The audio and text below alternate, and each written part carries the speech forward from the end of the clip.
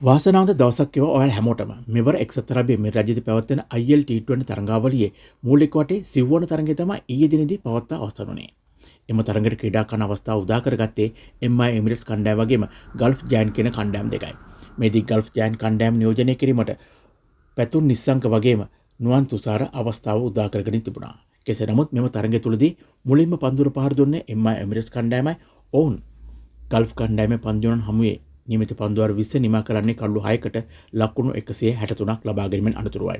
මේ විදිහට ලකුණු ලබා ගැනීමේදී ආරම්භක ප්‍රතිකර යුගලයේ වූ මොහමඩ් වසීම් එක ලකුණකටත් බෑට්ස් ඕවර් ලකුණු 11කට දවා ගැනීමට ශ්‍රී ලංකාවේ නුවන් තුෂාරට හැකියාව ලැබී තිබෙනවා. ඒ පෙරලා ඔහුට ලැබුණු උඩ පන්දු රැක ගැනීම නිසාමයි. ඊට අමතරව ටොන් බැන්ටන් ලකුණු 6කට දැවී යද්දී නිකලස් පුරන් පන්දු 39කදී 4 පාර 3ක් සහ 6 පාර 2ක් සමගින් ලකුණු 46ක් ලබාගෙන තිබෙනවා.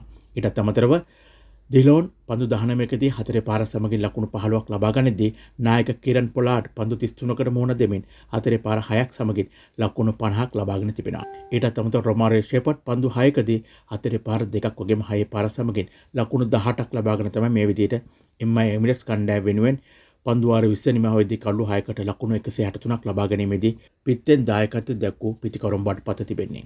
අඩු ලබා ගැනීමේදී රසාක් වගේම මොයින් අලි අතර එක් කොල්ල බැගින බෙදියද්දී අසමතුල්ලා කළු 2ක් වගේම ශ්‍රී ලංකාවේ නුවන් තුෂාර පන්දුවාර 4 නිමා කරන ලකුණු 41කට කළු 2ක් දවාගෙන ඉන්න අනතුරුව Gulf Giant කණ්ඩායම මෙම තරඟයේ ජය ගැනීමේ අපේක්ෂාවෙන් පන්දුවාර 20කදී ලකුණු 164ක ඉලක්කයක් තමයි හඹා යාමට පිටියට පිවිසෙන්නේ. එෙහිදී පැතුම් නිසංකගේ විනාශකාරී ඉනිම වගේම ඔහුට දායකත්වය දක්වූ අසමතුල්ලාගේ වේගවත් ඉනිම නිසාම ඔවුන්ට හැකියාව ලැබෙනවා පන්දුවාර 14යි පන්දු 4ක් වෙද්දී කඩුළු 4ක් පමණක් දැවි ලකුණු 164ක් ලබාගෙන මෙම තරඟයේ ජයග්‍රහණය කරන්න. මේදී පැතුම් නිසංක තමයි සුපිරි ඉනිමක් ක්‍රීඩා කරනුව පන්දු 42කදී 4 පාර 6ක් වගේම 6 පාර 4ක් සමගින් ලකුණු 80කට දැවී ගියේ මංගල තරඟයේම මංගල අර්ධශතකයේද වාර්තා කරමින් ඒ වගේම ගුරුබාස් ලකුණු 6කට දැවියද්දී එරස්මස් 1 ලකුණකටත් නායක මොයින් අලි ලකුණු 26කට දුවද්දී දැවී යනවා. ඒ වෙනුවට ඕ පන්දු 21කදී 4 පාරක් වගේම 6 පාර 2ක් එල්ල කර තිබෙනවා. අසමතුල්ලා උමර් සායි තරඟයේ ජයග්‍රහණකාරී රැගෙන යමින් පන්දු 16කදී 4 පාරක් වගේම 6 පාර 4ක් සමගින් ලකුණු 39ක් ලබාගෙන තමයි පන්දුවාර 14යි පන්දු 4ක් වෙද්දී කඩුළු 4ක් දැවි ලකුණු 164ක් ලබාගෙන මෙම තරඟයෙන් ජයග්‍රහණය කිරීමට සමත් වුණේ. කඩුළු ලබා ගැනීමේදී ගසන්ෆර් එක් කඩුවක් වගේම ක්‍රිස් වෝක්ස් කඩුළු 2ක් ලබා ගැනීමට සමත් වී තිබෙනවා. ඉන් අනතුරුව තරඟයේ වීරයාගේ සම්මානයෙන් පිදුරු ලැබූ ශ්‍රී ලංකාවේ පැතුම් නිස්සංක තරඟයෙන් අනතුරුව කිව්වේ මෙන්න මේ වගේ කතාවක්. ඉතින් ඔහු ආසියානු කුසලන් තරඟාවලිය එක්සත් අරාබි එමිරාජ්‍ය තුල නිමාවට පත් කළත් ඒ ලබාගත් රිද්මය මෙම තරඟය තුලත් පවත්වාගෙන යාමට උත්සාහ කළ බව තමයි පවසන්නේ. ඒ උත්සාහය සාර්ථක බව තමයි පැතුම් නිස්සංක කියා සිටියේ. ඒ වගේම T20 තරඟවලදී ඔහුගේ අභිප්‍රාය තමයි මුල් පන්දුවාර 6 තුල හොඳින් පන්දුර පහර දෙන්න.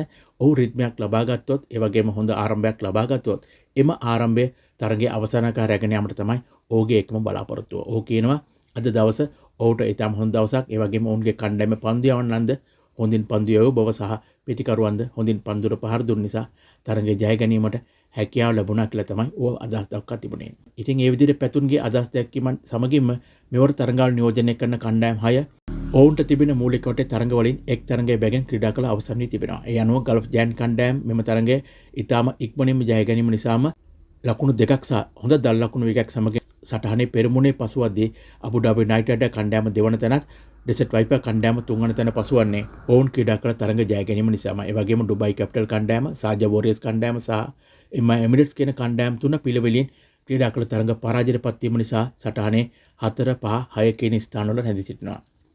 ඉතින් එහෙනම් ක්‍රිකට් ලෝකයේ උණුසුම් වන අලුත් ක්‍රිකට් අප්ඩේට් නිරන්තරයෙන් දැනගන්න ශ්‍රී ලංකා ක්‍රිකට් අප්ඩේට් කියන අපේ නාලිකාව සබ්ස්ක්‍රයිබ් කරලා එකතු වෙන්න අපිත් එක්ක දිගටම. ඔයාලා හැමෝටම සුබ දවසක්. ජය වේවා.